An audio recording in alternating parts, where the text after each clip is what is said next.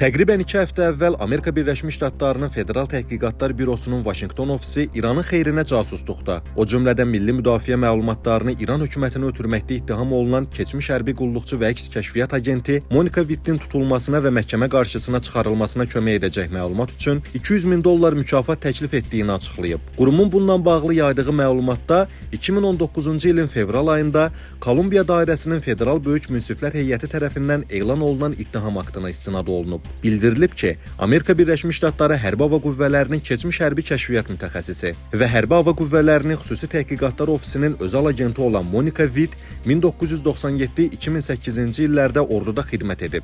Daha sonra isə 2010-cu ilə qədər ABŞ hökuməti üçün müqavilə əsasında çalışıb. Hərbi xidməti və fəaliyyəti ona xarici kəşfiyyat və əks kəşfiyyatla bağlı məxfi və çox məxfi məlumatlara, o cümlədən ABŞ kəşfiyyatının gizli əməkdaşlarının həqiqi adlarına çıxış imkanı verib. 2013-cü ildə İrana qaçan Witt məxfi məlumatları İran hökumətinə təqdim edib və bununla da ABŞ-nin həssas milli müdafiə məlumatlarını və proqramlarını risk altında qoyub.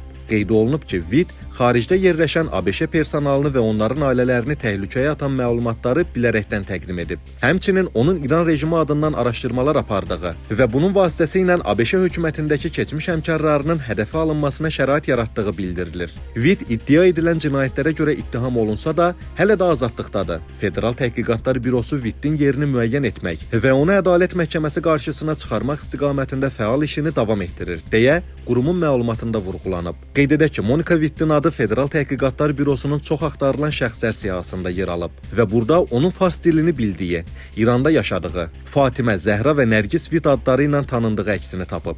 Beləliklə, federal məhkəmənin casusluq barədə ittiham aktını elan etməsindən 7 il sonra Monika Wittin adı yenidən gündəmə gəlib və beynəlxalq media onun barəsində əldə olan faktlar əsasında bir çox araşdırmalar dərc edib. 1979-cu ilin aprelində Texas ştatının El Paso şəhərində doğulan Monika Witt gənc yaşlarında ABŞ Hərbi Hava Qüvvələrində xidmətə başlayıb və Müdafiə Nazirliyinin Xarici Dillər İnstitutunda fars dilini öyrənməsi sayəsində İranla qarşıdurma şəraitində olan ABŞ ordusu üçün qiymətli kadra çevrilib. Sonralar Maryland Universitetinin bakalavr, George Washington Universitetinin magistr pillələrini bitirib. Hərbi kəşfiyyat və əks kəşfiyyat sahəsində xidmət edən Witt 1999-2003-cü illərdə bir neçə dəfə gizli missiya ilə xarici səfərlərə göndərilib. Onun Səudiyyə Ərəbistanı, Qətər, İraq və Yunanistanda uğurlu fəaliyyət göstərdiyi barədə məlumatlar var. 2003-cü ildə başlayan İraq müharibəsi Monika Wittin həm hərbi karyerasında, həm də dünya görüşündə ciddi dəyişikliklərə yol açıb.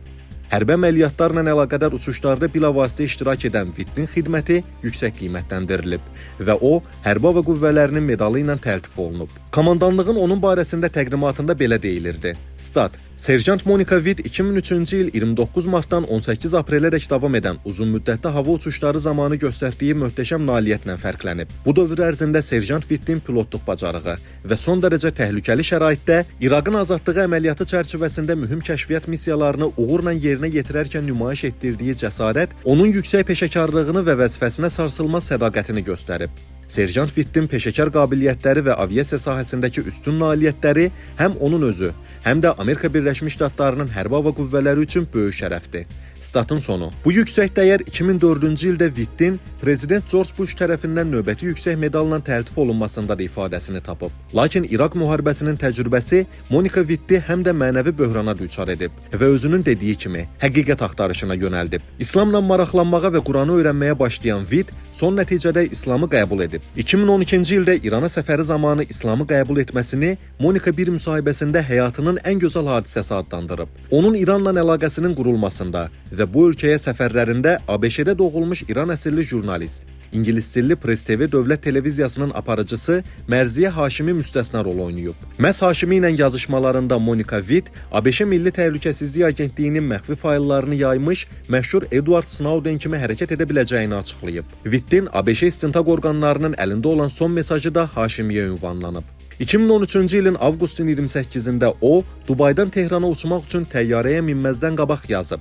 Stat: Amerika ilə əlaqəmi kəsirəm və yola düşürəm, evə qayıdıram. Statın sonu. Bundan sonra onun konkret harda olduğu və nə etdiyi barədə heç bir informasiya üzə çıxmayıb. Amma İranın xeyrinə göstərdiyi fəaliyyət federal məhkəmənin təqribən 25 səhifəlik ittiham haqqında təfsilatı ilə əksini tapıb. Ən maraqlısı isə Witt məsələsinin həmin ittihamdan illər sonra yenidən gündəmə gəlməsi və Federal Təhqiqatlar Bürosunun qeyd olunan yüksək mükafatı təyin etməsidir.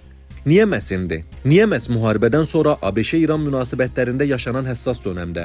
Ola bilərmi ki, müharibə gedişində ABŞ kəşfiyyatı Vittin fəaliyyətinin hansısa əlamətlərini aşkar edib və bu üzdən onun ələ keçirilməsini tezləşdirmək istəyir? Hər halda Federal Təhqiqatlar Bürosunun Vaşinqton ofisinin əks kəşfiyyat bölməsinin rəhbəri Daniel Vershbitskinin aşağıdakı sözləri də bu məqama işarə edir. Federal Təhqiqatlar Bürosu Vitti unutmayıb və hesab edir ki, İran tarixinin bu kritik məqamında onun harda olması barədə nəsə bilən biri var.